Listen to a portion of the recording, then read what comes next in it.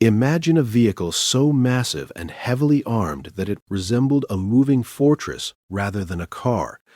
What if, during World War I, engineers combined the brute strength of an American truck with Russian industrial ingenuity and mounted a naval cannon on its back? The result was something extraordinary: the Garford-Putilov armored car.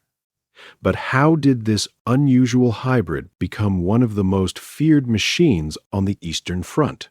And why, despite its power, did it reveal the limits of early armored warfare? Let's uncover the story of this steel giant. The Garford-Putilov was born out of necessity during the chaos of World War I. Russia needed a mobile weapon capable of supporting infantry while also engaging enemy fortifications. Unlike lighter armored cars of the era, which focused on speed and reconnaissance, this vehicle embraced brute force. The concept was simple but bold. Take a robust truck chassis and transform it into a heavily armed combat platform. What made it unique was its emphasis on firepower over mobility. Designers envisioned it as a rolling artillery unit rather than a traditional vehicle. This philosophy set it apart from most contemporaries, prioritizing battlefield dominance and survivability over agility, essentially turning the vehicle into a slow-moving but devastating weapon. At its core, the Garford-Putilov relied on an American-made Garford Motor Truck Company chassis, known for its durability and load-bearing strength.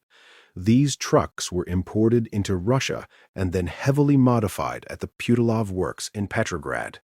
Engineers reinforced the frame to support thick armor plating and the weight of a large-caliber gun. The construction approach was practical yet ambitious. Instead of designing a vehicle from scratch, they adapted existing technology, saving time during wartime. However, this also meant working within limitations. The chassis was never originally intended for such immense weight, which would later affect performance and maneuverability. The mechanical layout of the Garford-Putilov was unconventional. Its most striking feature was the rear-mounted rotating turret housing a powerful 76.2 mm cannon, more typical of naval or field artillery than armored cars. This allowed the vehicle to deliver devastating firepower while retreating, a tactical advantage in defensive engagements. The drivetrain remained relatively simple, with a rear-wheel drive configuration. However, the immense weight, often exceeding 8 tons, placed tremendous strain on the suspension and drivetrain components. Steering was difficult, and off-road capability was limited.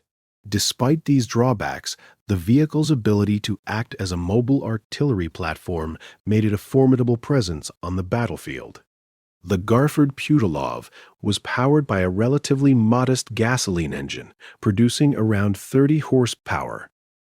While sufficient for the original truck design, this engine struggled under the burden of heavy armor and weaponry. As a result, the vehicle's top speed was limited, often no more than 18 km per h on good roads, and significantly less off-road. Despite its slow pace, the engine proved relatively reliable, which was crucial in wartime conditions. There were no major performance upgrades during its service life, but crews adapted their tactics to compensate. Instead of speed, they relied on positioning and firepower, using the vehicle as a stationary or semi-mobile artillery unit rather than a fast-moving combat car. The Garford-Putilov's body was constructed from thick steel armor plates, designed to withstand small arms fire and shrapnel. Its boxy, utilitarian shape reflected its purpose: function over form. The rear turret dominated the silhouette, giving it an imposing and unmistakable presence. Inside, conditions were cramped and challenging. The crew typically consisted of several members, including a driver, commander, and gun operators. Visibility was limited, relying on narrow slits and periscopes. There was little consideration for comfort. Instead, Every inch of space was dedicated to combat effectiveness. The interior embodied the harsh realities of early armored warfare, tight, noisy, and intense. The Garford-Putilov saw active service on the Eastern Front during World War I, where it was used primarily by Russian forces. Its role was versatile, supporting infantry assaults, defending strategic positions, and engaging enemy fortifications. In urban or semi-static environments, it excelled. Its powerful cannon could suppress enemy positions with ease. However, in rough terrain or fast-moving battles, its limitations became clear. The heavy weight and slow speed made it vulnerable and difficult to reposition. Despite this, crews valued its firepower and psychological impact. The sight and sound of its cannon alone could intimidate enemy troops, making it a powerful tool in both physical and psychological warfare. After the turmoil of World War I and the Russian Revolution, many Garford-Putilov vehicles were either destroyed, abandoned, or repurposed. Some continued to see service during the Russian Civil War, used by various factions in a rapidly changing political landscape. Unfortunately, very few, if any, complete original examples survive today. The harsh conditions of war and the rapid evolution of armored vehicle design led to their eventual disappearance. However, their legacy is preserved through photographs, military records, and historical research. Museums and historians continue to study these vehicles as important milestones in the development of armored warfare. The Garford-Putilov represents a crucial step in the evolution of armored vehicles. It demonstrated the potential and the challenges of combining heavy firepower with mobility.